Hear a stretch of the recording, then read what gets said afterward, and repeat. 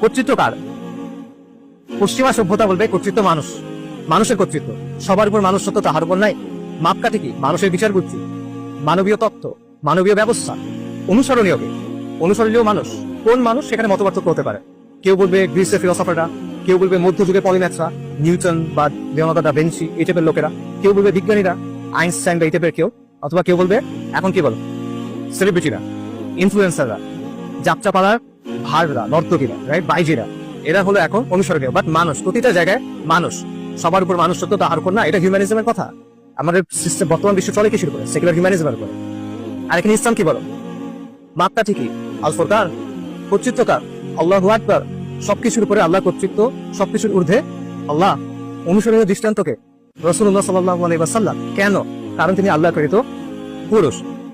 এই জায়গায় আপনি দেখেন পশ্চিমা সভ্যতা যে কাজটা করতেছে, যেই বিষয়টা আল্লাহর জন্য নির্দিষ্ট সেটা সে এনে কারোর উপর আরোপ করতেছে, মানুষের উপর আরোপ করতেছে।